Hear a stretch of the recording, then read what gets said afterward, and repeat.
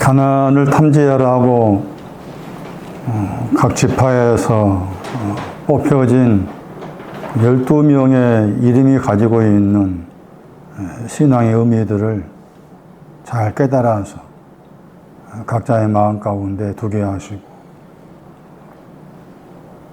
또 그 가운데 10명이 악평했던 그 10명의 신앙의 자세들과 태도들을 보게 하시고, 갈렙과 여호수아로 말씀하시는 그들의 신앙의 의미들을 말씀 안에 찾아갈 때에 우리 생각이 더욱더 밝아지게 하시고, 말씀을 향해서 화답할 수 있는 각자의 마음이 되게 하옵소서.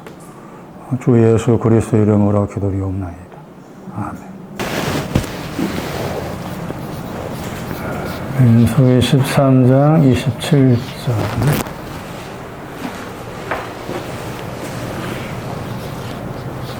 요한복음 7장 37절에서 39절. 지금 말씀의 배경이 마태 7장 거기 17절 전후의 말씀에서 포도하고 무화과가 나왔어요.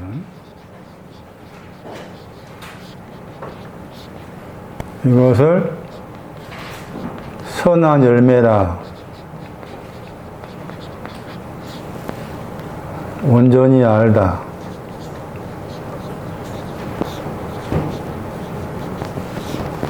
그게 이제 마태 7장 12절에서 마태복음 끝까지, 7장의 끝까지 그렇게 이 두 가지 내용을 계속해서 여러 방면에서 설명을 하고 있어요.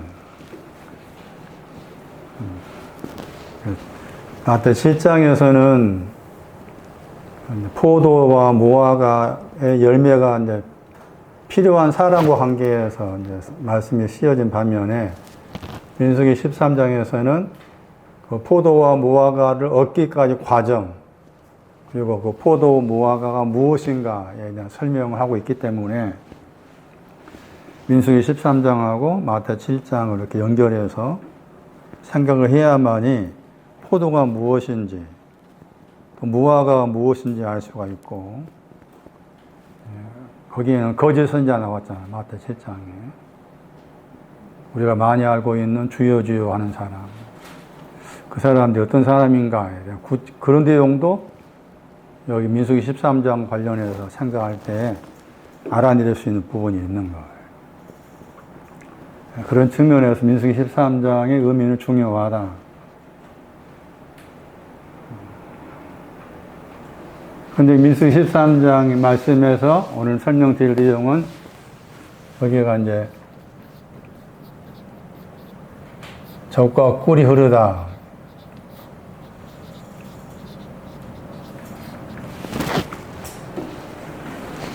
여기에서는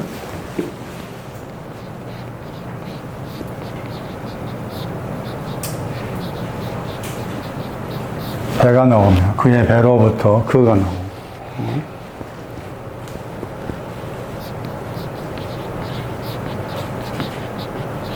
살아있는 물이 나오고, 살아있는 물에 강들이 나옵니다. 그의 배로부터 살아있는 물의 강들이 흘러갈 거다. 이게 관련된 거예요. 젖과 꿀 흐르는 것하고 살아있는 물의 강들이 흐르는 거다. 내용이 같은 거고, 이해가 이제 그 영이요. 흔히 말하는 성령 충만이 뭐냐? 여기 속해. 성령 충만. 완전히 성령 충만을 아직도 오해하고, 잘못하고. 자꾸 교정을 하죠. 정정하셔야 돼. 저도 잘못 알았으니까 정정해야 돼. 자꾸 말씀 안에서.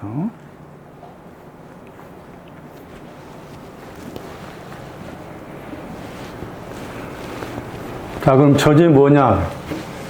젖과 꿀이 흐르다 했지. 이 흐르다의 헬라어가 여기에 나오고. 한 번밖에 안 나오고. 그 젖과 꿀이 흐르다기 했을 때, 지금 가나안에 들어가 탐지했다. 낮아지다. 겸손하다 했잖아요. 그 가나안 낮아진다 했을 때 그 낮아진 것을 보면은 낮아짐이 이렇게 되어 있으면 이게 가나안 낮아집니다. 이 안에는 7 족속이 살고 있죠. 낮아짐 안에 7 족속이 있는 거예요. 그 7 족속이 이제 그 안은 그 땅에 대해서 이제 알아보러 하잖아요. 작다 나오고, 많다 나오죠. 작은 것이 있느냐, 많은 것이 있느냐, 기름진 것이 있느냐, 없냐, 또 강하냐, 어떠냐, 이렇게 그 살피라고 했잖아요. 그게 지금 7 족속들이 가지고 있는 그 내용이지. 진영이냐, 산성이냐 하는 것이 7 족속의 신앙의 내용을 이렇게 둘로 이렇게 비교해서 설명을 하고 있는 거죠. 그리고 이제 이 안에 이제, 여기가 이제 에스골 시내지, 시내. 골짜기로 번역했지만 시내라겠죠. 시내물. 원어에는 겨울에 흐르는 급류 이렇게 나와요.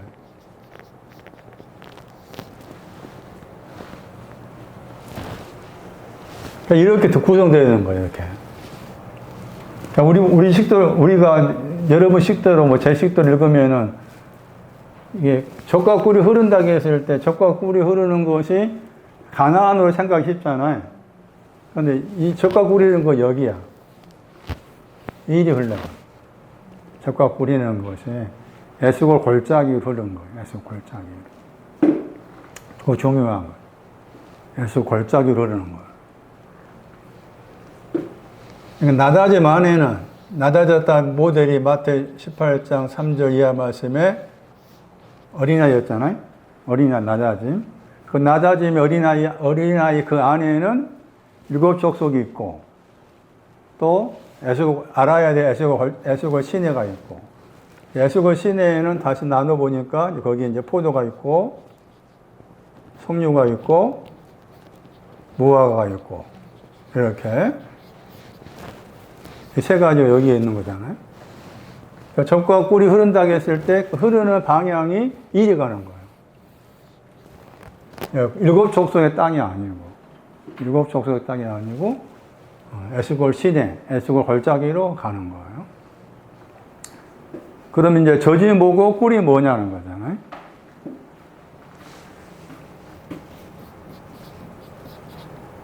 젖이 하는 일이 있어요. 젖의 내용은 배전 2장 2절. 순전하고 신령한 젖. 순전하고 신령한 젖, 어린아이가 나오고, 순전하고 신령한 젖이 자라서 구원으로 들어가게 한다. 배전 2장 2절이 젖의 내용을 설명하십니다. 여기 젖과 꿀 할 때 그 젖의 내용이 배전 2장 2절. 그러면 이 젖은 씻는 것을 해요. 씻는데 뭘 씻는가 하면 발을 씻어요. 젖이 하는 일이, 젖이 또 발을 씻는다. 젖이 씻는다 하는데, 그 씻는 것을 발과 관계해서 말씀한 부분이 있었어요. 그게 이제 아가서 말씀인데.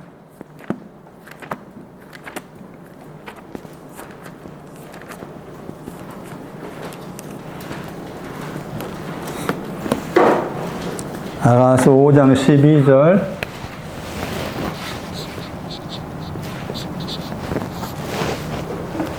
아가서 5장 12절.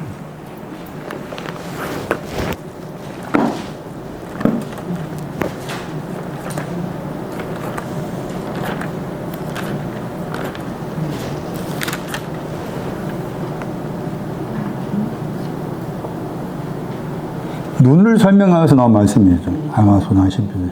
눈이 비둘기 같다 하면서 거기에서 저주를 쓰었다겠죠. 저주를 쓰었다. 그러니까 눈을 설명하는 가운데 저지 나왔고, 저지하는 일은 씻는 거다. 그러니까 비둘기가 같은 눈은 저주로 씻은 눈이다 하는 것인데, 그 씻는다고 하실 때 그 씻는 게 5장 3절에 발과 연관해 나와. 5장 3절 말씀. 얘가 발을 씻었다겠죠. 발을 씻는 거. 그러면 왜 발을 씻을까 했을 때 발에 문제가 있으니까 씻는 거잖아요. 그런 발에 문제가 있다고 했을 때 정상적인 발은 뭐에 있는가 하면은 신명기 1장 24절 말씀에 애쓰고 골짜기를 정탐하는 거 있죠. 그런데 여기 씻어야 될 발은 뭔가 하면 그것에 대해서 뭐 하는 거예요? 또 발에 다른 뜻이 있었죠. 비방하는 거죠. 그걸 말해요. 그러니까 애쓰고 골짜기를 정탐해야 되는데 그 정탐하는 것에 대해서 비방을 했어. 그것을 저지 씻는 거라. 그래서 저지 나온 이유가 그거라. 아까 말씀드린 것처럼 흐른다고 했을 때 인위를 한다고 했죠. 애쓰고 골짜기로. 애쓰고 골짜기로 한다고 했잖아. 그러니까 저지 발을 씻어서 애쓰고 골짜기로 들어가게 하는 거예요. 그런 개념이라. 저지 발을 씻어서 애쓰고 골짜기로 들어가게 하였다 하는 거예요. 그게 먼저의 저지고, 그 다음에 이제 꿀이 나옵니다. 꿀에 대한 설명. 잠언 16장 24절.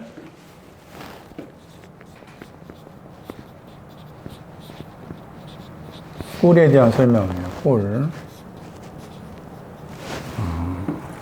신약에도 꿀이 나오고 구약에 꿀이 나오는데 충구약 할 것 없이 꿀 그러면은 꿀의 신앙의 내용이 이런 뜻이구나를 알으셔야 되는 거예요. 잠언 16장 24절.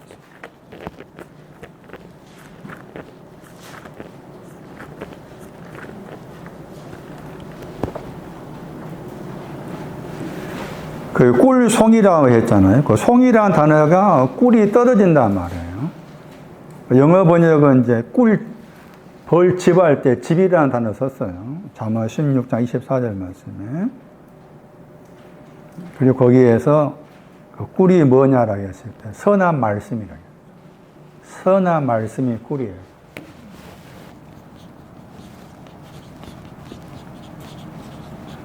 선한 말씀들이 꿀이고 달다했죠.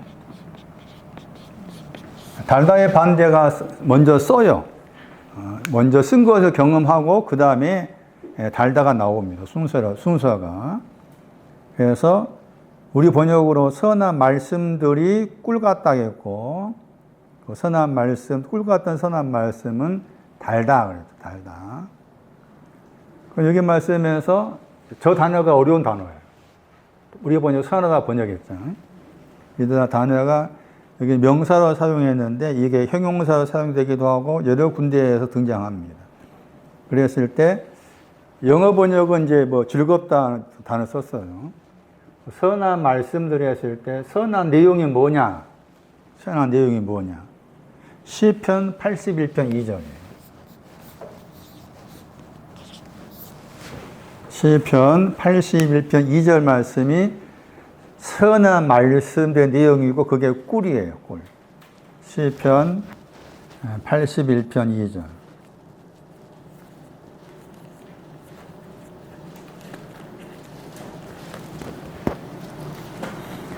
이 출판사에서 미스프린트로 나와 있는데 이 책에 원어 성경에 시편 81편 2절, 이 책은 3절이에요, 3절.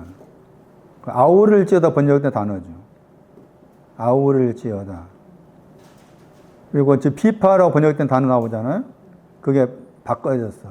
뒤에가 수금이죠. 그러니까 아름다운 수금이 여기 아우를 지어다 비파 이게 합쳐진 것이 이제 아름다운 수금이 되고, 비파가 5035번이 비파예요. 비파와 함께, 지금 아까쯤에 잠언에서 그 단어가 선하다 번역했잖아.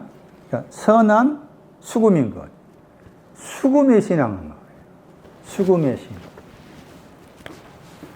선한 말, 꿀이 수금의 신앙을. 수금, 영어로 하프 했잖아. 다시 계시록 14장 14만 4천의 신앙이 수금이에요. 14만 4천을 숫자로 보지 말아라. 수금을 켜는 자. 수금.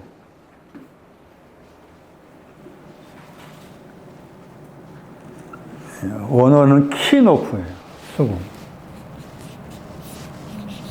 키노프. 이사야서 23장을 참고하면은 23장 16절을 참고하면 창녀가 이 수금을 켜요. 그러니까 수금을 켜기 전에 신앙은 창녀예요. 나는 창녀가 돼 있어야 돼. 창녀가 된 다음에 수금을 켤 수 있는 신앙으로 옮겨진 거예요. 그리고 수금을 수금을 켜다 했을 때 수금과 관계된 신앙의 내용이 시편 33편 3절이에요.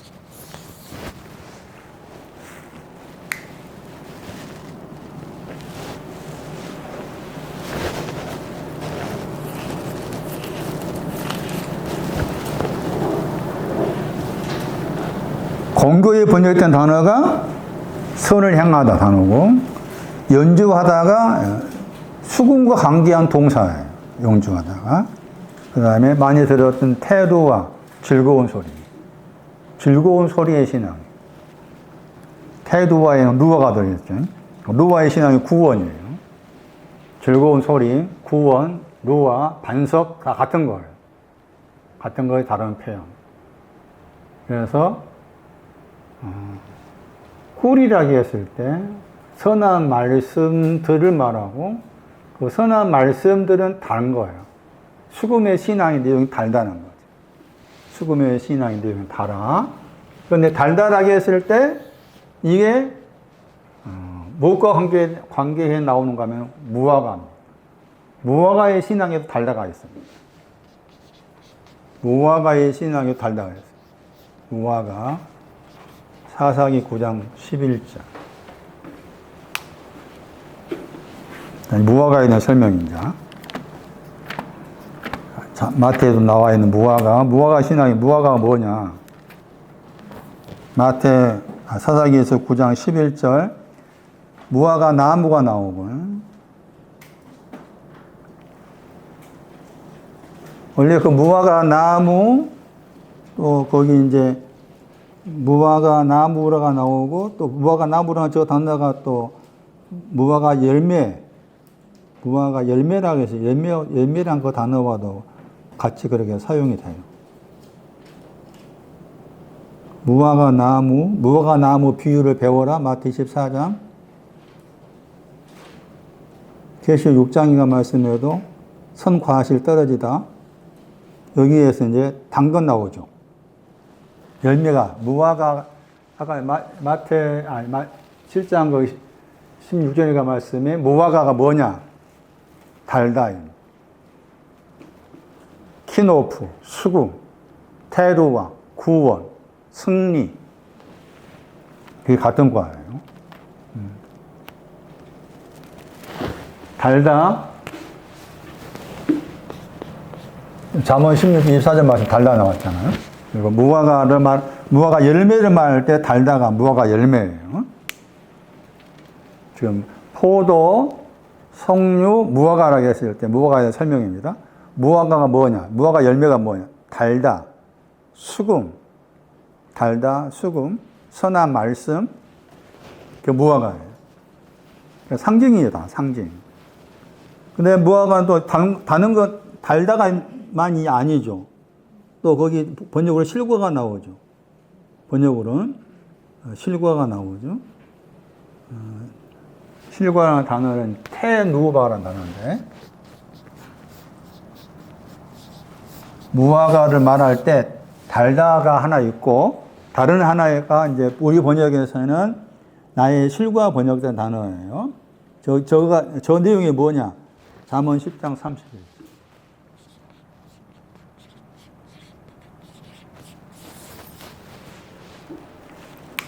잠언 10장 31절이 두 번째 무화과의 신앙이에요. 잠언 10장 31절.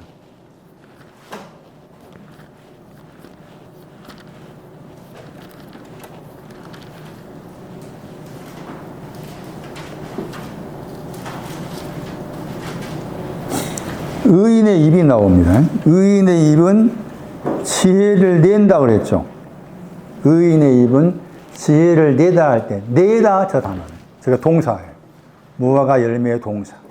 그러니까 두 번째 무화과 열매는, 무화과는 지혜를 말합니다. 지혜. 지혜를 내다 할 때, 내다 번질 때 저 단어가 사사기에서 9장 11절 말씀에 무화과 열매와 관계된 단어는 명사고, 지혜를 내다 하는 자들은 누부, 동사예요. 그러니까 다시 정리하면은 무화과 신앙은 수금의 신앙, 선한 말씀, 수금의 신앙, 지혜의 신앙. 무화과는 선한 말씀, 수금의 신앙, 지혜의 신앙. 그게 무화과를 열매로 말했을 때 그 내용이고, 그게 마태 7장 말씀에서 무화과를 선한 열매 가운데 포함했을 때 그 무화과 내용이 수금이요 지혜다. 두 가지를 말씀하고 있어요. 꿀을 설명하면서 나온 말이에요. 꿀하고 관계된 게 민수기 13장 말씀에서는 무화과와 관계된 거다. 그렇게 이해를 하시면 되겠어요.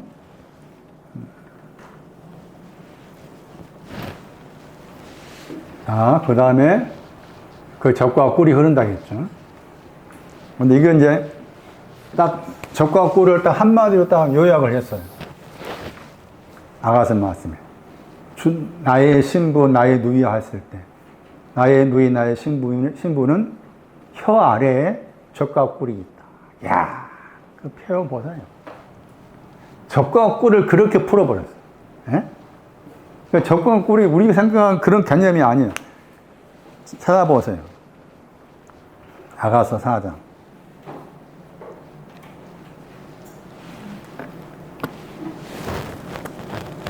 그리고 젖과 꿀은 신부거든요. 신부.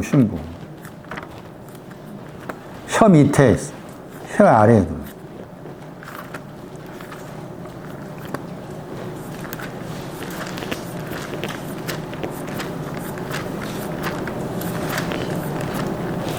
아가서 4장 11절이죠.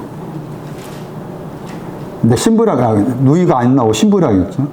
나의 신부야. 내 신부야. 내 입술 위에는 꿀방울이, 거기에 꿀이 나옵니다.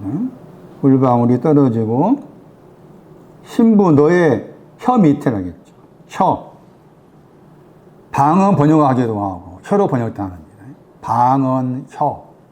혀 밑에는, 아래에는 뭐가 있어요? 꿀과 젖이 있어요. 이거 가지고 있는 거예요. 신부의 신앙에는 에스 골짜기가 있는 거예요. 무화과가 있는 거예요. 젖과 꿀을 가지고 있어요.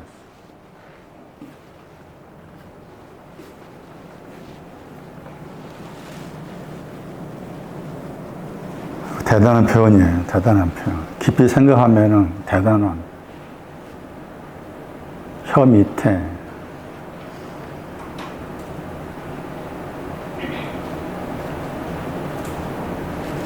나의 신부야, 너의 혀 밑에는 꿀과 젖이 있다. 꿀과 젖이. 그러니까 신부의 신앙이 되려면은 꿀과 젖을 가져야 된다. 신부의 신앙에는 꿀과 젖이 있어요.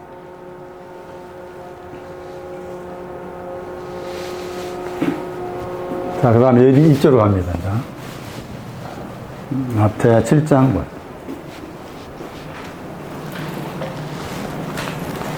요한복음 7장, 마태가 아니고. 요한복음 7장 보시면은,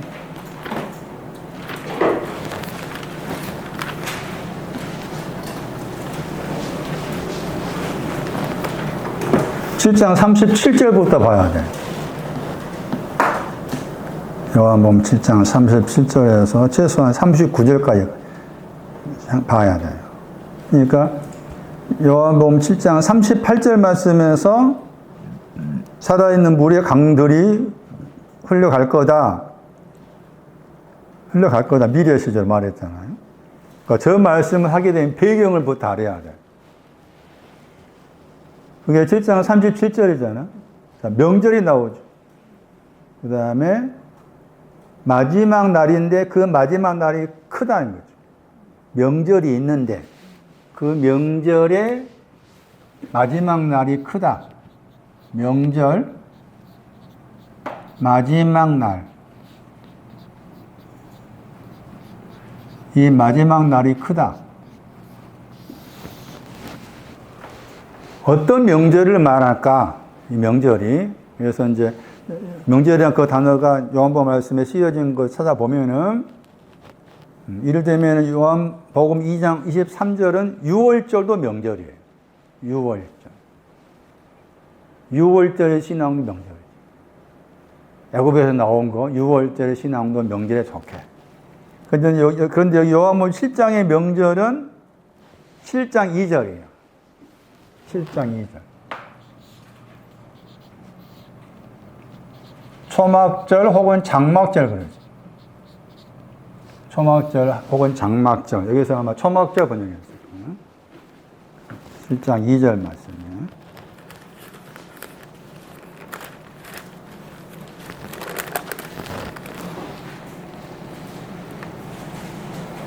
유대인의 명절이라겠죠. 유대인의 명절인데 그게 초막절이다. 장막절이다. 유대인의 명절이 장막절인데 그 장막절, 초막절이 가깝다겠죠. 근데 그랬을 때 이제 이 초막절 혹은 장막절 그랬을 때 초막절, 장막절하고 관계된 다른 구절을 찾아보면은 이게 일주일 동안 지키는 거다. 겉으로 봤을 때 일주일 동안 지키는 그런 풍습이 있어요. 그런데 이게 이제 문자 그대로 생각했을 때 제 기억으로 아마 애굽의 광야던가 거기에서 나온 것을 다시 한번 기념하기 위해서 장막을 짓고 그런 나중에 집에 가셔가면 장막절과 관계에 나와 있는 레위기서 말씀인가 나오고 레위기 23장 34 레위기 23장 42절 이하 참고하셔가지고 장막절 지키는 것을 겉으로 먼저 보시고 그런데 그게 장막절이란 그 단어 자체에 신앙이 있어요. 신앙이. 그러니까 지금도 유대인들은 그 장막절 지키는 거 모르겠네. 지금 저기 이스라엘 사람들 그거 잘 모르겠는데 그게 그 장막절이나 그 단어 자체의 뜻이 있어. 우리는 그 단어 자체의 뜻으로 이 장막절이 초막절이 무엇인가를 이해를 하셔야 돼. 거기 전에 먼저 이 장막절이 누구의 장막절이라? 절기 명절이라. 유대인이잖아. 그럼 내가 아직 유대인이 안 돼 있으면 장막절 나와 상관이 없는 거잖아. 6월절도 유대인이죠. 유대인. 장막절 내가 6월절 알려면 유대인이 자세가 돼 있어야 되잖아. 여기서처럼 유대인의 명절이라. 대한민국의 명절은 뭐 설이고 추석이잖아. 유대인의 명절은 6월절 여기 나와 장막절 또 몇 가지가 나와 기억이 안 나지만은 유대인의 명절이라겠는데 지금 나는 대한민국 사람이잖아. 응? 유대인이 아니지. 그럼 유대인의 명절의 장막절 내가 알려면은 어떻게 해야 돼? 유대인이 가지고 있는 신앙의 의미를 찾아야 되지. 응? 그래야 내가 이런 신앙의 의미로서 유대인임을 알아야 되고 그러면서 이제 장막절을 또 생각해야 되고 이렇게 되는 거잖아. 그러니까 요한복음 7장 말씀에서 그냥 생수의 강이 흐른다. 이게 이제 원어에는 그 영했지만은 성령 받는 거다. 그런 식으로 말을 해버리면 안 되는 거지. 이해되세요? 돼, 안 돼, 혼나니? 에? 혼나니? 정신 차려.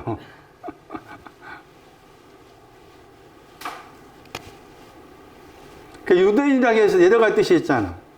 찬미하다, 여러 뜻이 있는데 그 가운데 가장 기본적이고 꼭 필요한 게 뭔가 하면 자백하다.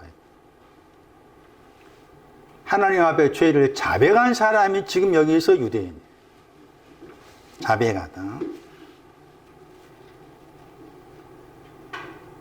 레위기 26장 40.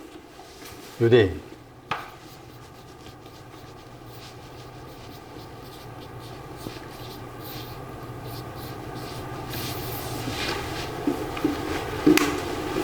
단어 자체가 자백하다, 뭐 찬양하다, 그런 여러 가지 뜻을 가진 단어입니다. 그런데 또 감사하다 뜻도 있고 그래요. 유대이라는 그 단어 뜻 자체가. 그 가운데 가장 중요한 대표적인 내용 가운데 자백하다, 레위기 26장 40절.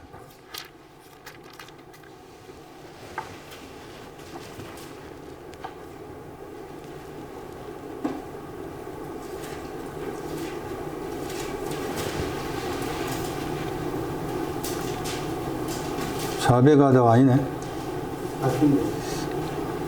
잘못 봤네.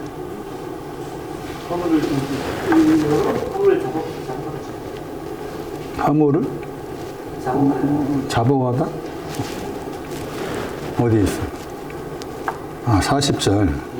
잘못 봤네. 잡아가다죠. 죄, 아본이 나오죠. 허물 나오죠.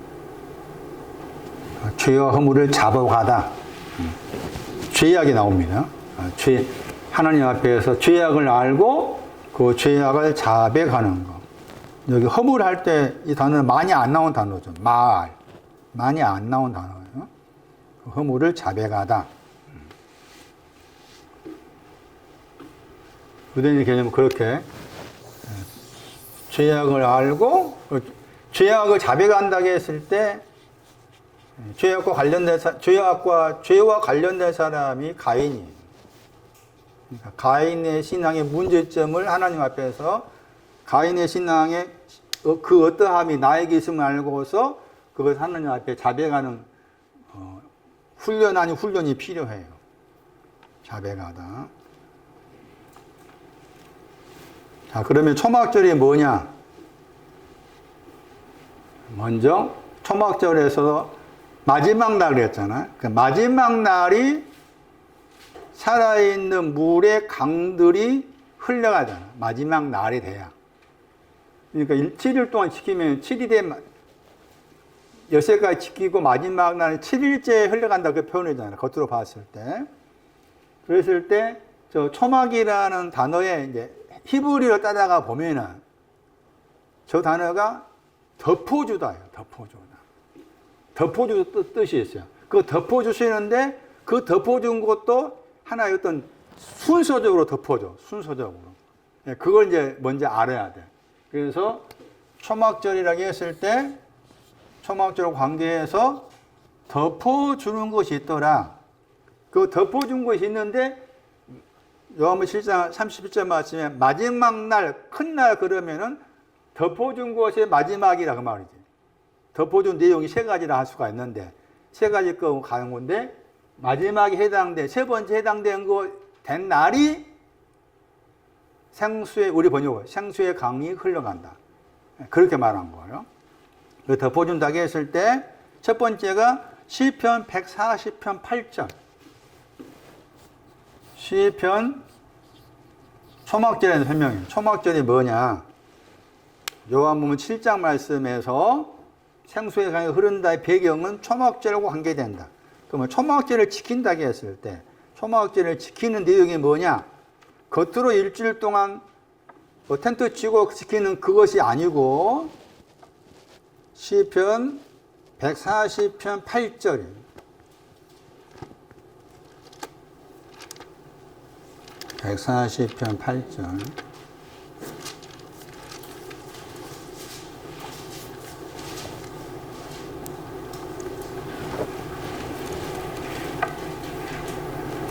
여호와 주 여호와여 내 구원의 능력이시여 하고서 전쟁의 날이 있는데 그 전쟁의 날에 내 머리를 그랬죠.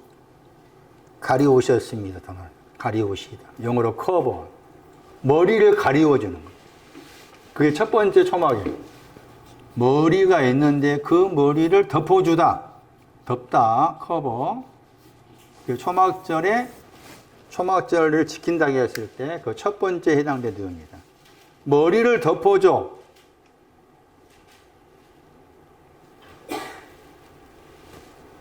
계시록 1장 14절 말씀. 머리를 덮어주는 것이 뭐예요? 양털같이 희게 했다.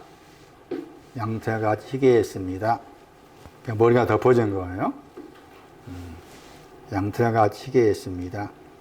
머리를 덮어줬어요. 두 번째, 91편 4절. 시편.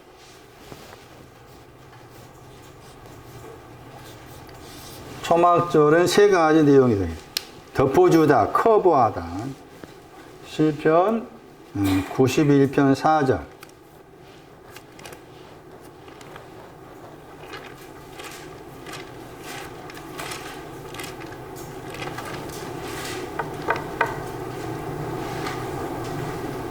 깃으로 덮다 나오죠.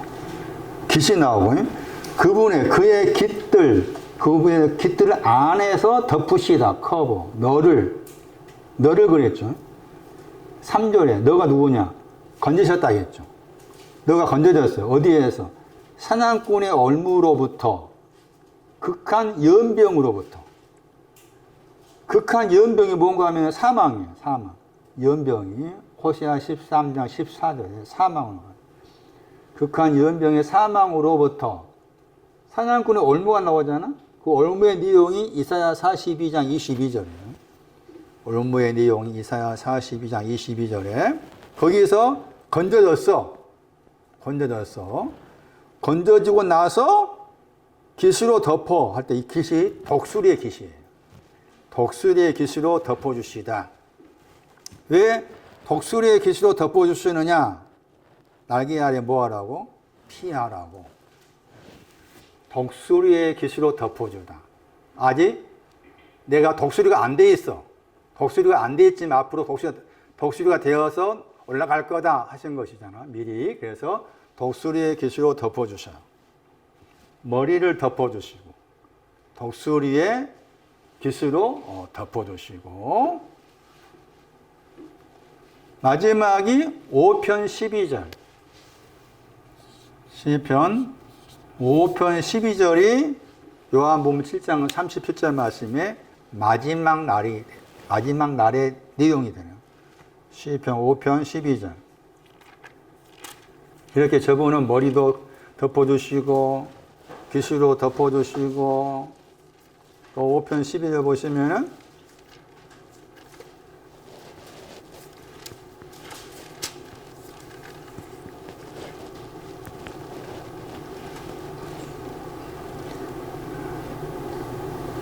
5편 12절 말씀 보시면 보호를 인하여 그 나와 있죠. 네, 그 단어입니다. 근데 거기 말씀에서 피하다 나오죠.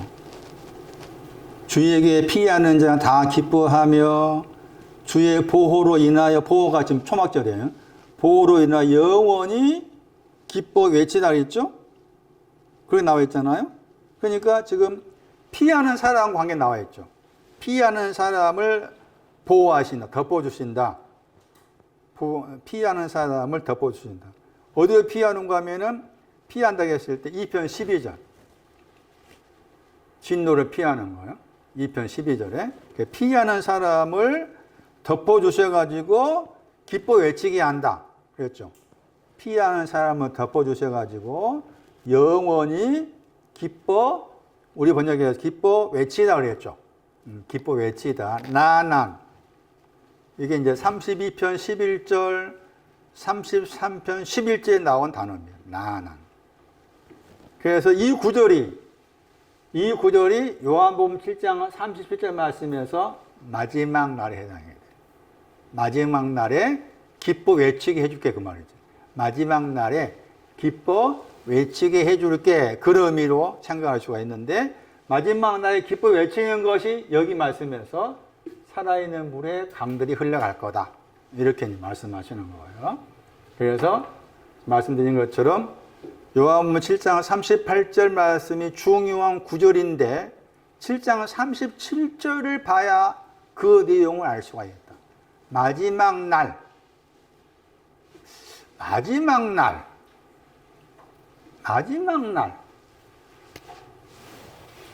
여기 마지막에 했잖아요. 마지막 6장 보세요.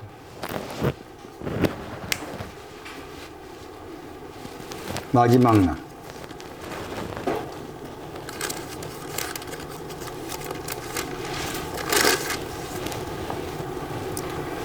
6장 44.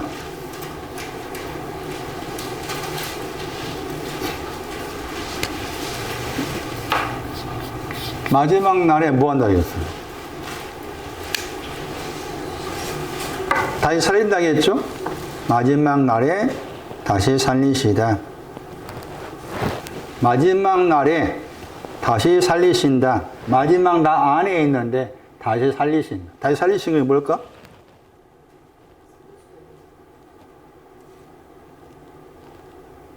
저는 이 구절 때문에 오랫동안 힘들었어요. 저는 이 마지막 날이 일반적으로 많이 대부분 사람들이 그렇게 생각하는 그런 마지막이라고 생각해요. 다시 살리신 걸 부활로 생각하고. 근데 이제 찾아보니, 여기 마지막 날. 여기서, 15편 12절 오기 전, 거기서 살리신다. 살아있는 물의 강이 흘러간다요. 그걸 이해를 하셔야 돼. 그렇게 이해 안 하면은 아주 이게 엉뚱하게 돼버려. 이게 마지막 날 여러 번 나와, 이게. 6장 보세요. 다시 6장 39절 보세요. 마지막 날에 다시 살린다겠죠? 6장 39절. 다시 6장 40절 보세요. 영원한 생명을 가졌다겠죠, 앞에는. 앞에 보시면 영시가 얻었다, 가지고 있다. 영원한 생명을 가지고 있는데 마지막 날 안에 그를 산다겠죠? 마지막 날이 뭐냐? 초막절의 마지막 날임을 모르면은 아주 잘못되게 해석할 가능성이 너무 높다. 다시 살다는 거 그냥 우리가 육체의 부활로 생각하면 안 된다는 거지. 마지막 날. 뒤에 가서 7장 가가지고 그 마지막 날을 초막절의 관계에서 풀어놓은 거예요. 돌아와가지고. 그 마지막 날 안에, 7장 31절 말씀에, 마지막 날 안에서 예수께서 소리쳤습니다. 만약에 나와요. 만약에 어떤 사람이 목말라 있으면,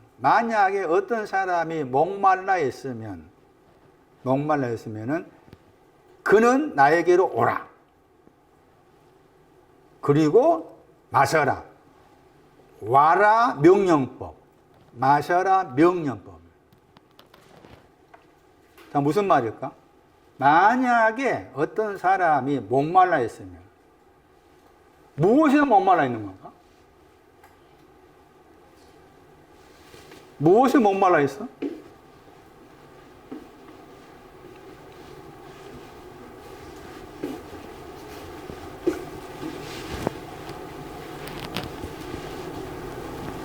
목마르다. 약간 다르게 번역하면 갈망하는 거. 만약에 어떤 사람이 갈망한다면, 갈망하다, 목마르다. 언제, 어디서?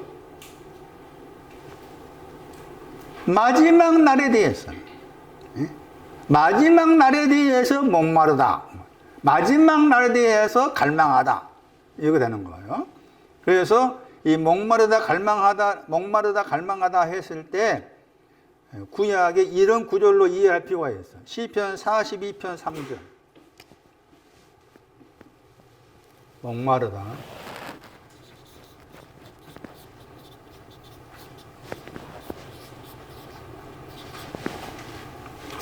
시편 42편 3절 보세요.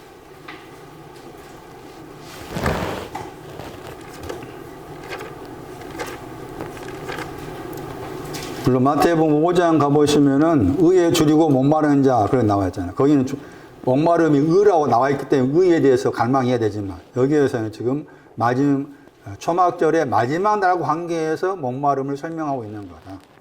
시편 42편 3절 말씀에 42편 3절 내 영혼이 하나님이여 내 영혼이 뭐 한다고 했어요? 내 영혼이 주를 찾기에 갈망한다 했죠? 갈망하다 단어입니다. 내 영혼이 갈망합니다. 내 영혼이 갈망합니다. 갈망하다.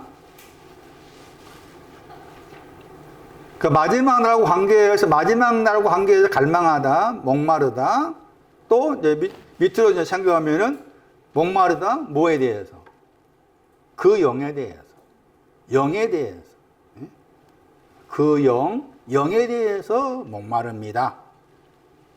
그럼 다시 이제 이것을 지금 초막절의 마지막 날을 지키고 있는 사람과 관계에서 목마르다 말이 나왔지만, 예를 들면은 또 주님이 목마르셨어요. 주님의 목마름은 뭘까? 요한복음 19장 말씀에서, 요한복음 19장 28절 말씀에서 지금 십자가에 달리신 가운데 내가 목마르다 거기 나와. 주님의 목마름은 뭔가?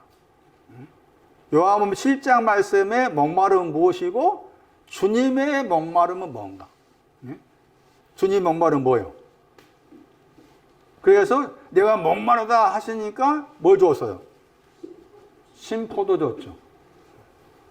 앞서 설명된 것처럼 신포도주를 주시니까 신포도주를 받아들였죠. 그리고 다 이루었다 했죠. 다 이루었다 했죠.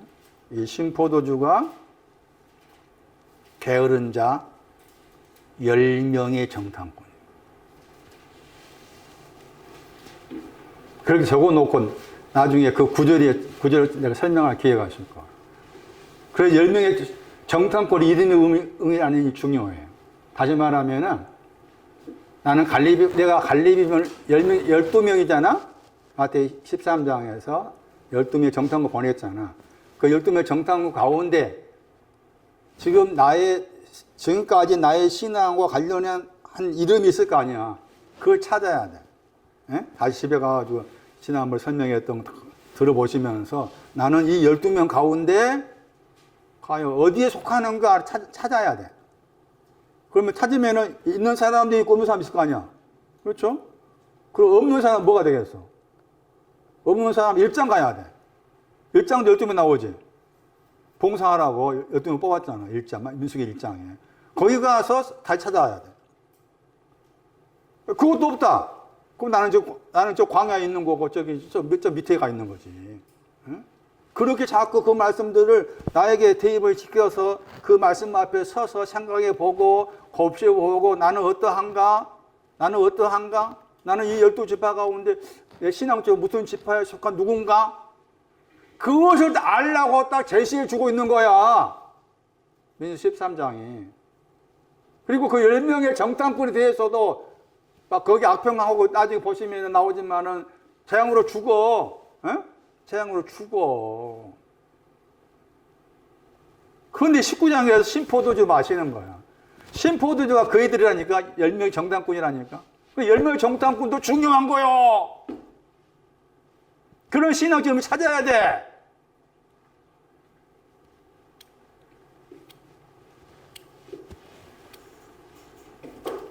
그냥 갑작스럽게 막 내가 갈렙이만 안다면 그거 좋은 거야. 너무 좋은 거야. 그러나 아니 내가 갈렙은 잘 모르겠다. 여호수아는 모르겠다 싶으면 10명을 찾아야 된다.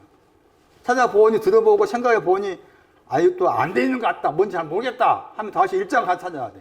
1장 12명. 민수기 1장 12명하고 13장 12명 다르다.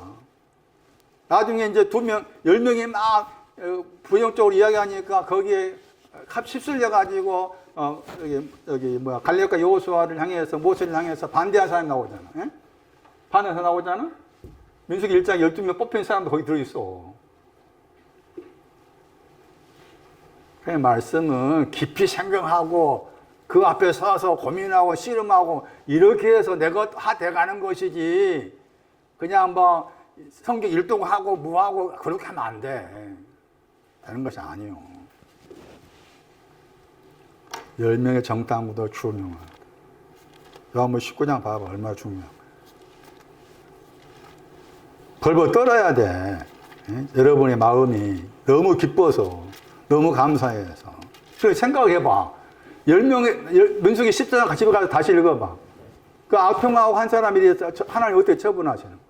그 겉으로 보면은 그 죽었다 나오고 재앙 나오고 그래. 그 끝난 거잖아. 그런데 요한복음 19장 와가지고 그런 일 하셔. 다 이루었다가 10명을 위한 거야. 10명. 악평한 사람을 위한 거야. 심포도 때문에.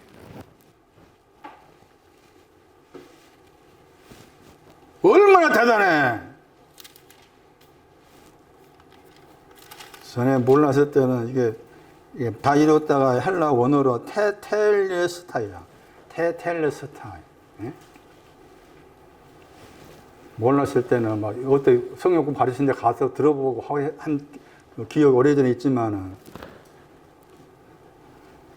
이 다 이루었다를 심포도적 관계에서 들어본 적이 없네.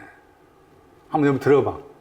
다 이루었다 쳐보고 다 이루었다 어떤 목사님이 어떻게 설명하나 들어봐. 심포도를 어떻게 해석하나 들어봐. 만약 저같이 해석한 사람이라면 그 사람은 대단한 사람이야. 대단한 사람. 소개해줘. 내가 가서 그 발 밑에 앉아가지고 엎드릴게. 진짜. 찾기가 어려워.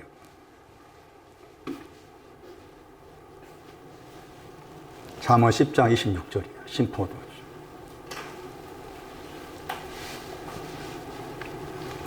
집에 가서 생각해봐. 얼마나 중요한 일인지, 말씀인지.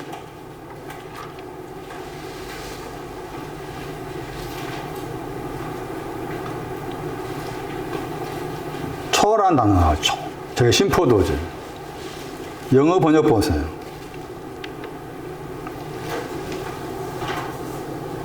그 다음에 요한복음 19장 30절에 심포도 영어 번역 보세요. 영어 번역 같아. 그리고 히브리의 저 단어가 헬라어로 이 단어예요. 심포도 나오고 연기 나오죠? 어떤 사람이라고 했어? 어떤 사람? 누가 심포도주야? 누가 연기야? 눈의 연기야? 게으른 사람 그랬잖아? 사사기 18장 9절이요. 게으른 사람. 사사기 18장 9절 말씀 근거에 게으른 사람은 10명이 10명의 정탐. 10명의 정탐꾼이 게으른 사람이고 악평에서 재앙까지 내려. 그런데도 마지막에 요한복음 19장 마지막 말씀에 그들을 마셔야 그들을 마셨어. 얼마나 감격스러운 거야. 내가 아직 10명 정탐꾼이 안 돼 있으니까 모르는 거지.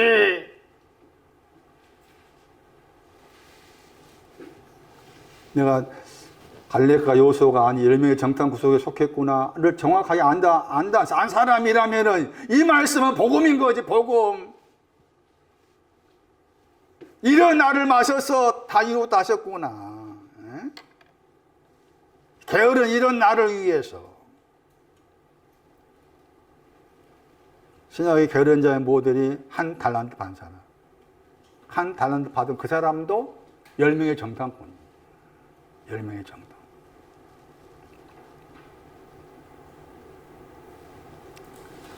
주님의 목마를 심은 심포도주는 게으름. 게으름은 10명의 정탐꾼과 관련해서 해석할 수 있다.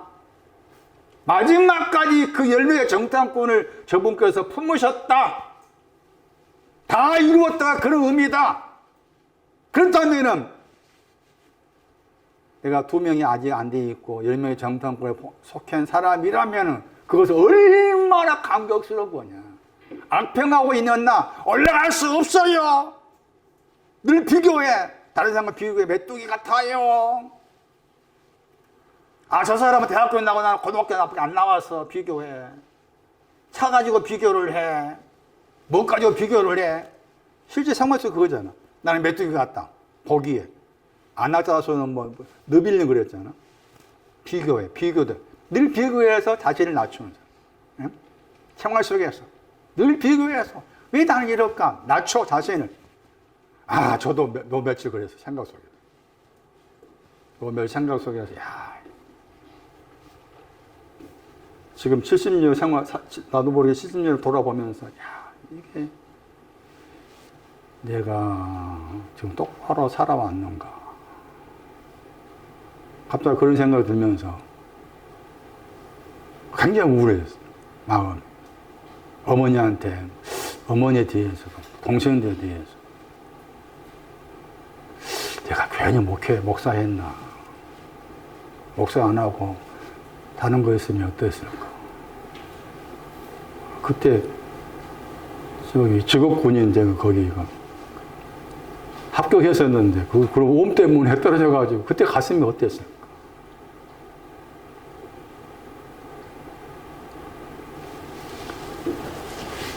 굉장히 우울해.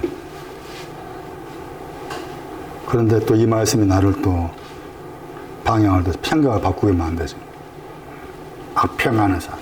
악평하는 사람을 팽개치지 않으셔. 내가 목마르다. 악평하는 나? 악한 나? 늘 비교해서 나 메뚜기 같습니다. 왜 나를 이렇게 못났을까? 그것이 올라올 때 이런 나? 이런 나를 마시면서 다시로 따시는 거 얼마나 귀한 겁니다. 이런 난데. 응? 우리도 그랬잖아요. 이 모임도. 정무사가 그 생각이 모르겠지만 내가 장유교회 가서 권사님이었다면 얼마나 좋았을까. 권사님 하면서 막 그랬을 텐데. 10명도 안 된 여기에서 권사님 대접도 못 받고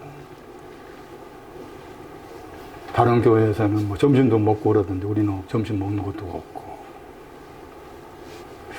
왜 그랬지? 이런 나. 생각 안 해봤음? 이런 나. 그게 내 안에 있는 메뚜기 같다야. 응? 그 열매의 정탐꾼이에요. 그 사람이 필요한 거요. 그 사람이. 그러니까 나를 낮추고 막 잡아 뜯으면서 막 비교해 나를 낮출 때 그것을 죄라고 막 이렇게 막 안 하려고 하지 마. 더 해보려 그냥. 더 해. 더 하면서 이런 나를 위해서 목마르다 하시는 저분의 음성을 들어야 돼. 마지막이잖아. 마지막 하신 일이 뭐예요? 마지막 하신 일. 신포도주를 마시는 거예요. 게으른 자를 마시는 거예요. 게으른 자. 올라갈 수 없다고 하는 게으른 자를 마시는 거예요.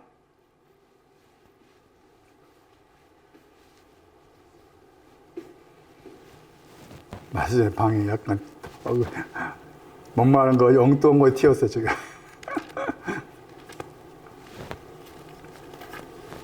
돌아오세요.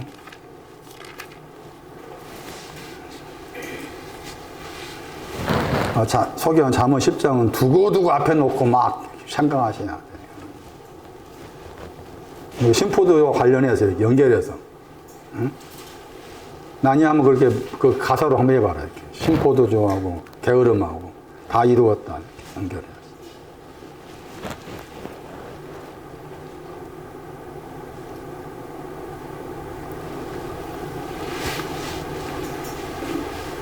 물은 구원이고 공평이죠.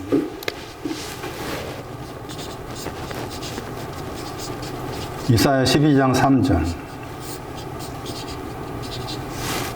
아모스 5장 14 공평.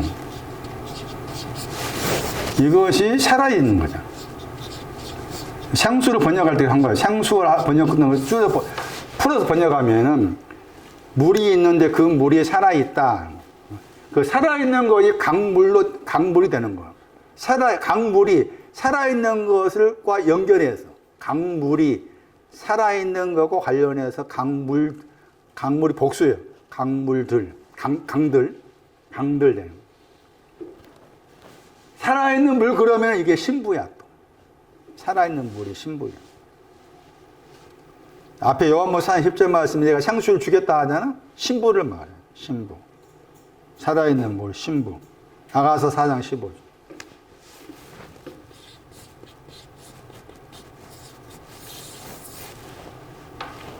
살아있는 물의 샘, 생수의 샘, 신부.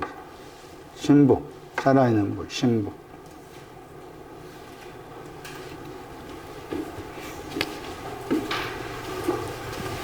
이거 다 합친 게 이제 이거라. 성령, 그 영이라고 했지.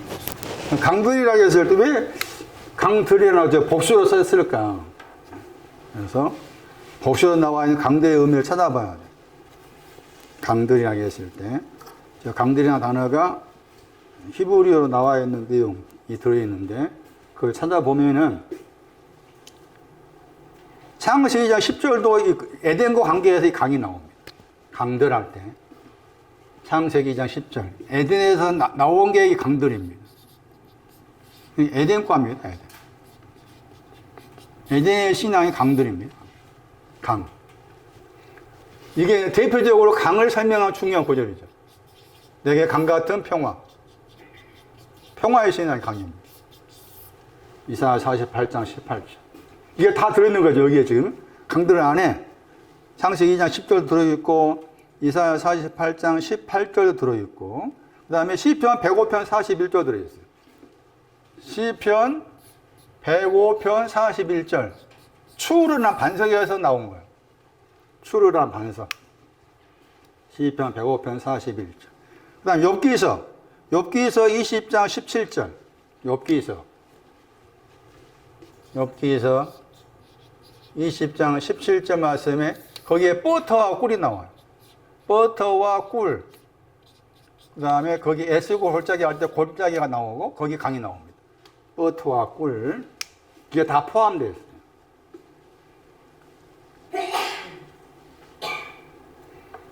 그러니까 성령 받았다 하는 개념을 이걸 다 품어야 돼. 내가 성령 받았습니다 하는 것은 여기서처럼 물부터 포함해요. 물, 공평, 공평이 그건 같은 거니까. 공평, 구원이란 물이 살아있어서 강들이 되었다고 했을 때, 그렇게. 또 한 가지는 다니엘 7장 10절이에요. 다니엘 7장 10절도 이 강들이 해당이 돼요. 이게 다 포함된 게 성령 받았다요. 성령 받은 것은 이와 같이 에덴도 있고 평화도 있고 반석도 있고 여기 가면 등불이에요. 등불. 불이 강이에요. 등불인데 그 등불도 있고 이게 다 포함되어 있는 게 영이에요. 그 영. 그러니까 그냥 단순한 단답형으로 성령 받았다를 단답형으로 그렇게 이해하면 곤란하다는 거예요. 이게 다 포함된 게 그 영이에요. 그 영 안에는 이게 다 포함되어 있는 거예요. 다 포함되어 있어. 다니엘 7장 10절 말씀에 거기 등불인데 그 등불이 계명이야. 계명. 시편 19편 말씀에 등불의 신앙이 계명.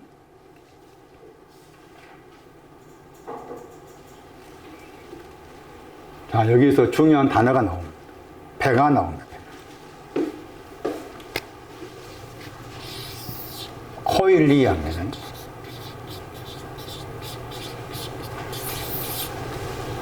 왜 배를 언급했을까? 왜 배를 언급했을까?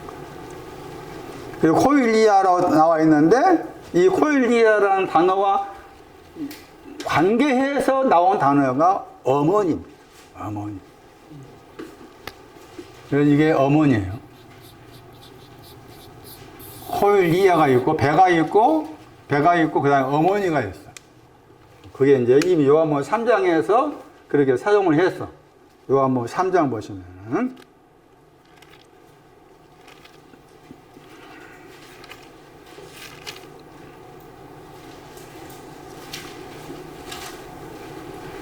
어머니의 태했죠.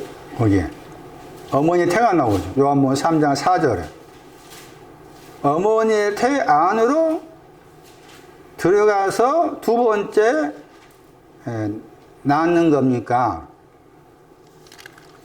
위로부터 나다는 그 말에 대해서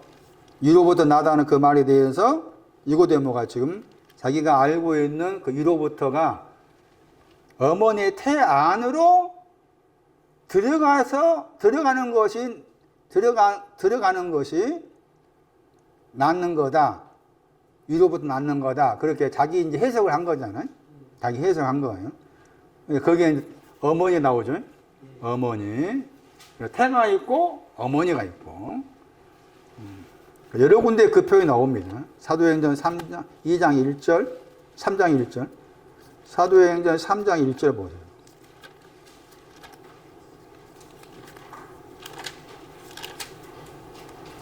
거기도 어머니 나오죠. 태가 있고 어머니가 나옵니다. 배. 어머니 태, 어머니 배. 그래서 나올 때 안진맥이 되었다. 이렇게 되겠죠. 갈라디아 1장 15절. 갈라디아 1장 15절도 저기 어머니 태와 관계에서 중요한 구절이라고 할 수 있어요. 갈라디아 1장 15절. 어머니의 태로부터 나를 분리시켰다. 택정이라는 말은 분리하다. 그 나와 있어요. 그런데 지금 요한복음 7장에서는 그 어머니가 지금 빠져 있는 거잖아요. 자, 그럼 어머니의 태라고 했을 때, 어머니의 태가 어머니와 관계에 나왔을 때 그 어머니는 뭐냐, 그 말이지. 그래서 이 어머니를 어떻게 해석하는가 하면 에스겔 16장 3조를 해석을 해요. 햇사람. 주저하다. 이 사람이 어머니예요. 햇사람, 주저하다. 에스겔 16장 3절로 어머니를 해석하자. 그럼 태는 뭘까? 낮아짐이에요. 태는 낮아짐. 가나안이에요. 가나안, 낮아짐이 태의 내용이에요. 물고기 뱃속할 때에서 단어예요. 낮아짐, 낮아짐. 낮아짐이, 가나안, 낮아짐이 태의 내용. 태와 관련해서 잘 이해를 하셔야 돼요. 저 태 안에 있는 신앙이 어린아이예요. 누가 1장 41절. 거기 복으로 번역했죠. 태 안에 있는 아이. 태 안에, 낮아짐 안에 있는 사람이 여기서 아이입니다. 아이. 이 아이가 디모 3장 15절, 배전 2장 2절에 그 아이예요. 단어가 다르죠. 브레포스. 누가 2장 12절에 나오죠. 아이라고 했을 때. 강보에 쌓인 아기라기 단어입니다. 이게 코일리아입니다. 코일리아 저 단어, 헬라어 코일리아 저 단어가 번역할 때 뭐 태, 뱃속 이렇게 번역할 수 있는 단어지만은 내용적으로 어머니 관계에서 사용되었다는 거 먼저 인식하고 그 어머니의 상징을 햇사람으로 이해를 해야 할 필요가 있겠다. 그랬을 때 태는 가나안 낮아짐을 상징한다. 그런 해석이 필요하다 하는 거예요. 낮아짐이 필요하다. 자, 그러면 이 경우 보세요.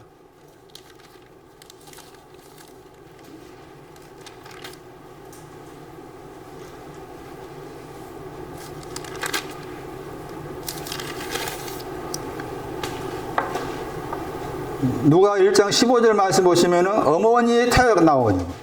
거기 어머니의 태로부터 그랬죠. 그다음에 여기 그 유명한 구절 단어 성령이 충만하다. 성령 충만이 뭔가를 누가가 여기에 딱 이렇게 규정을 해놨어. 예?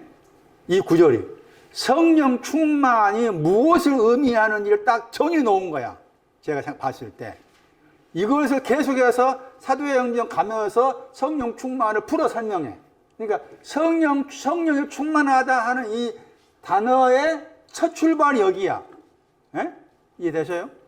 사도행전 말씀 누가 썼잖아. 거기에 성령 충만의 표현이 많이 나와. 그랬을 때 그 성령 충만의 모델이 누가 1장 15절이라. 누가 1장 15절. 그럼 성령은 거룩한 영으로 충만함을 입을 거다 했잖아. 근데 그 성령의 충만함을 입을 거다, 입는다, 라고 했을 때 그 성령 충만을 무엇과 관계 나와 있어요? 어머니의 태와 관계 나온 거예요. 어머니의 태와 관계에서 성령 충만을 이야기했는데, 근데 그 어머니 태로부터 했을 때, 태로부터 그 앞에 단어가 뭐예요? 에티잖아? 아직도야. 어머니의 태 안에 있다가, 햇사람 안에 있다가, 가나안에 들어가서, 7족속 가운데 햇사람이 그 안에 있다가 거기에서 나오려고 그래. 나오려고 그러는데 아직도야. 아직도. 그게 갈라될 장 15절 관계야. 거기는 택장을 입었다겠지. 그 말은 뭔가 완전히 분리될 말이야. 응? 일곱 족속의 대표적인 햇사람하고 분리되어 왔다가 그게 택장을 입은 거야. 그럼 여기 말씀이 에티는 뭐야? 아직도라겠지. 뭐가 아직도라 그 말이야? 뭐가 아직도? 뭐가 아직도? 택장함을 입었다. 그게 아직도라 그 말이야. 택장함을 입었다가 아직도야. 그 택장함을 입은 사람이 마태 25장 말씀 양이야 양. 에? 똑같아. 택장함 입었다 그 사용돼. 마태 25장. 그리고 로마서 1장 말씀에도 택장함 입었다 그 사용돼. 하나님의 복음을 위해서. 그래서 성령 충만은 어머니의 태로부터 나와가지고 분리가 돼야 되는데 아직도 분리가 안 돼 있어. 분리가 안 돼 있는 것을 성령으로 충만케 했다. 그 말은 뭐가 되는 거야? 분리를 시켜서, 그 말이야. 그러니까 이제 갈라 1장 15절 생각해. 분리를 시켜서, 분리시키는 게 거기 갈라 1장 15절 말에서 그 은혜야. 은혜를 통해서 분리를 시켜가지고 뭐야? 아들은 뭐해? 계시하는 거지. 아들을 계시하는 거. 아들 대신 예수로 내 안에 계시되는 거. 이것을 성령 충만이라고 그래. 응? 성령 충만. 다시 사도행전 2장 4절 말. 성령 충만한 다음에 그 영을 따라서 말하게 하심을 따라 다른 방으로 말하기 시작했다. 진리와 정신 차린 레마. 그 성령 충만. 진리와 정신 차린 레마가 성령 충만. 그런데 지금도 그렇고 안 변해. 성령 충만을 그냥 저쪽에서는 방언한다 하고 성령 충만한 것 어떤 일종의 어떤 자기 어떤 속에 있는 어떤 뭐 기분을 생각하고 조리 있게 따져야 돼. 조리 있게 논리적으로.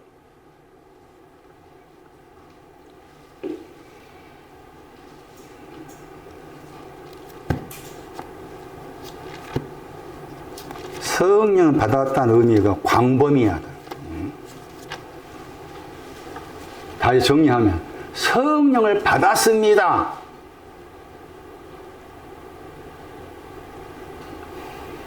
내 안에 살아있는 물이 있습니다.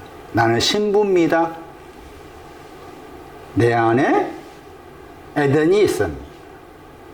내 안에 버터와 꿀이 있습니다. 내 안에 등불이 있습니다. 그런 내용이 다 평화가 있습니다. 그 내용을 다 포함한 게 영, 그 영. 이것이 있어야 저분께 입맞춤할 수 있어. 그게 에베라는 단어라 했잖아. 향하여 입맞추다. 영 안에서. 그러려면 지금 초막절의 마지막 날을 향해 가야 돼.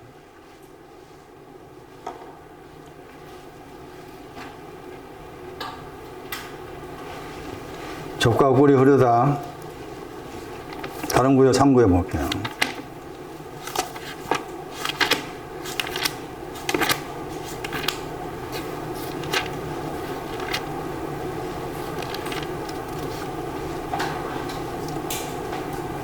적어 놓으시고 집에 가서 찾아보실래요?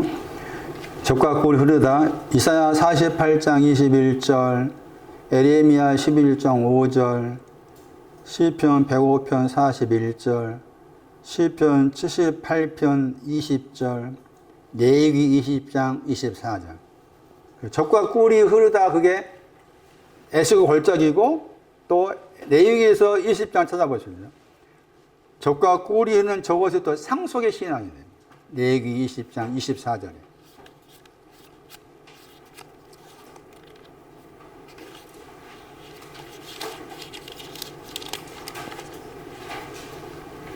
유업을 얻게 해야 되겠죠. 상속입니다. 상속받는다. 젖과 꿀이 흐르는 땅, 에스고 골짜기를 상속받는다. 상속의 신앙이 됩니다. 무화가 해석했잖아요. 이제 석류 해석하고 다음 주에 포도 해석을 더 하겠어요. 시간이 좀 있기 때문에 석류에 대한 해석이에요. 석류가 뭐냐? 석류가 어디에 있어요? 에스고 골짜기 있죠. 성류. 단어의 동사가 민수기에서 이 책은 17장 10절이에요. 원어 성경 가지고 계신 분, 민수기 17장 10절. 번역된 성경은 민수기 16장 45절이죠. 떠나다입니다. 성류, 떠나다. 번역을 떠나다 했지만 저 단어의 뜻이 올라가다입니다. 올라가다.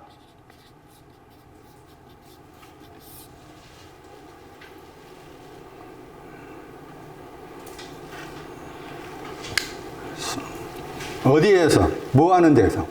순식간에 멸한다겠죠. 순식간에 멸한 데에서 올라가는 거. 무엇이 한단 말이에요. 그럼 순식간에 멸한다고 했을 때 멸하게 된 그 배경을 이제 집에 가서 읽어보셔야 돼요. 민수기 16장 전체를. 거기에서 모세에게 떠나라 하신 거예요. 그 이제 성류란 단어의 동사에 해당이 되고. 그 다음에 이제 저 성류 관계에서 그 색깔이 나와요. 성류 관계에서 색깔이 나옵니다. 그 색들이 성류와 관계된 신앙의 의미로 이제 해석할 수 있는 여지가 있어요. 출애굽기 28장 33절. 출애굽기 28장 33.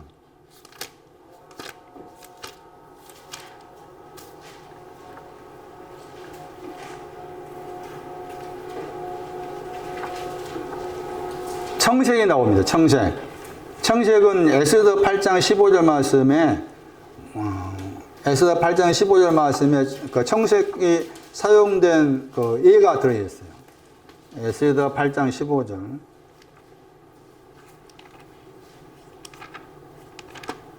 청색의 신앙이 뭐냐? 에스더 8장 15절에 푸르다가 청색이에요. 조가 뭔가 조가 이거 킹덤 왕국이에요. 왕국의 옷이죠. 애복. 조복할 때 조가 하늘나라 할 때 그 나라라. 하늘나라의 옷을 입었다 그래요. 청색이. 휘다말이 붙어 있지만 청색이라는 단어에서 청색의 신앙의 상징이 왕국의 옷을 입은 것이다. 그 다음에 자색은 잘 모르겠어요. 자색은 잘 모르겠어. 그런데 이제 거기 70인을 보면은 자색이 요한복음 19장 22절에 사용된 단어라. 가시멜병을 쓰시고 자색 옷을 입혔다 할 때 거기에 사용 단어예요. 홍색은 이제 이사야 1장 18절 말씀에 진홍 같은 죄할 때 그게 홍색이고, 실은 또 이사야 1장 18절 주홍할 때 그게 실이에요. 그러니까 우리 번역에서 그냥 홍색 실 번역했잖아. 그 단어가 나누어 생각하면 홍은 진홍같이 붉은 죄, 주홍 같은 죄는 실에 해당이 되고 그렇게.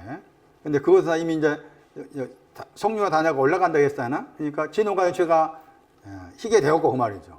주홍 같은 죄가 희게 되었고 이렇게 되는 거예요. 그걸 다 통틀어 가지고 이제 왕국의 옷을 입었다 하는 것이 이제 색깔 관계에서 성류를 설명하지만 이 구절이 성류의 신앙을 말씀하는 중요한 구절이겠죠. 아가서 4장. 그래서 지금 에스겔 걸작에 있는 성류는 아가서 4장의 이 내용이 성류에 해당이 돼요. 아가서 4장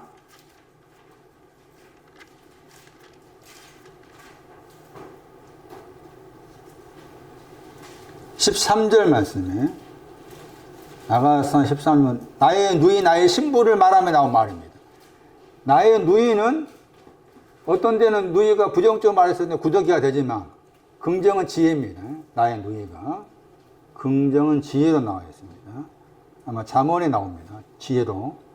그러니까 나의 누이는 나의 지혜야 그 말이죠. 나의 신부 해가지고 거기 14절 말씀 13절에 나와 있죠. 성류가 나오죠? 성류가 나옵니다. 우리 이건 나무로 번역했잖아. 열매 생각하죠. 그다음 번역이 안 됐잖아. 번역이 안 된 단어가 나오죠. 출판사에서 번역해놨죠. 뭐로 번역했어요? 과수원이 그랬죠. 너에게서가 너가 지금 신부야. 신부에게서 나온다 그 말이잖아요. 신부에게서 나온 것이 석류다 그 말이죠. 그 신부에 나온 석류인데 그 석류가 과수가 아름다운 열매와 함께 그랬죠. 아름다운 열매와 함께한 석류인데 그게 과수원을 했죠. 과수원. 파르데스. 히브리어는 파르데스예요. 이게 여기서 저 영어로 과수원 번역하기도 하고 파크, 공원 그렇게 번역된 단어예요. 원래 이 단어가 이게 낙원입니다. 그래서 이 단어의 헬라어가 낙원이라는 게 헬라어예요. 그러니까 누가 23장 말씀 오늘 너가 나와 함께 낙원에 있다라고 했을 때 그건 뭘 말한 거예요? 오른편에 있는 강도가 뭐였다 그 말이에요? 석류를 가지게 되었다 하는 거죠. 그럼 석류를 가지게 된 것이 뭔가에 대해서 다음 주 설명할게요. 누가 23장 말씀에. 자, 그래서 정리하면은 석류의 신앙이 낙원이다. 그렇게 얘기하죠. 석류의 신앙이 낙원이다. 어디에 있느냐? 에스골 골짜기에 있다. 에스골 골짜기 안에 석류라는 낙원이 있다. 낙원의 신앙. 구약 말씀에 낙원에 간 사람은 오른편 강도하고 바울하고 나와요. 고린도 12장 말씀. 바울도 낙원에 올라갔다 말 나오잖아. 그러니까 낙원에 간 사람을 구체적으로 꼽아가지고 오른편 강도하고 바울 그렇게 설명한 거예요. 그래서 이제 누가 23장을 설명하면 거기 왜 주님이 오늘 너가 나와 함께 낙원에 있을 것이다라고 말씀하실 수밖에 없었는가 하는 그 내용을 그 오른편 강도 입을 통해서 찾아보면 그 내용이 나와. 자, 여기 말씀에 38절에 배로부터 살아있는 물의 강대에 흘러갈 거다 할 때 흘러가다가 적과 꿀 흐르다의 헬라어다. 그래서 요한복음 7장 37절 이하의 말씀은 민수기 13장 적과 꿀 흐르다 관계에서 이해를 하시고 생각해야 된다. 근데 여기 가시면은 아직 영광을 받지 못했으므로 영이 계시지 않았다겠죠? 그 말 나오죠. 영광을 받으신 것이 장사됨과 부활이에요. 장사됨과 부활이 아직 없었기 때문에 영광을 받지 못했다. 이런 표현이 되는 거예요. 그러면서 말씀드린 것처럼 성령을 내 안에 성령이 충만합니다. 그것은 풀어서 말해봐라. 네 속에 뭐가 있길래 너는 성령이 충만하다 하느냐? 설명해봐라. 내 안에 나는 주님의 신부가 되었어요. 내 안에 등불도 있어요. 에덴도 있어요. 평화도 있어요. 버터와 꿀도 있어요. 그걸 다 종합적으로 그것을 그 영 혹은 영이라고 그럽니다. 이걸 가진 사람이 영이신 저분께 갔을 때 입맞출 수 있는 거다. 지금 우리 모임은 이런 마음 가운데 이것이 올 때까지 이런 내용된 말씀 반복적으로 배워야 되고 가르침 받아야 되고 가르침 받은 것을 내 것으로 만들어 가야 되고 그런 의미를 할 수가 있는 거예요. 또 이게 중요한 게 이쪽 포도와 무화과가 중요한 게 누가 아마떼 7장 갔을 때 지혜로운 사람이 이 말씀도 듣고 지혜로운 사람 만들었다. 말씀을 듣고 만들었다 했을 그 듣는 말씀이 무화과와 포도예요. 그 무화과 포도를 만들었다. 그게 지혜로운 사람. 만들지 못했다가 미련한 사람. 그 무화과 포도를 만들었다 했을 때 어떻게 만드는 거냐? 그게 민수기 13장이에요. 어떻게 해서 무화과 포도가 네 안에 만들어지는 거냐? 그 만들어지는 내용이 민수기 13장을 봐야 돼. 단순하게 듣고 만들었습니다. 아니요. 그러니까 복잡하게 말씀을 그렇게 여러 가지 곳에서 이렇게 말씀을 쭉 해온 거예요. 여기까지 하겠습니다. 12명의 정탐꾼의 이름의 의미를 아는 것도 굉장히 중요함을 배웠으니 각자의 마음 가운데서 그 12명의 이름 가운데 나는 지금 나와 닮아 있는 이름이 무엇인지를 찾아내서 그 이름 앞에 엎드릴 수 있게 하시고 그 이름을 마음에 품을 수 있는 각자의 마음이 되어지게 하옵소서. 오늘 듣고 배운 말씀들이 마음 깊은 곳에 자리를 잘 잡아갈 수 있기를 원합니다. 주께 귀한 거 되었습니다. 주 예수 그리스도 이름으로 기도하옵나이다. 아멘.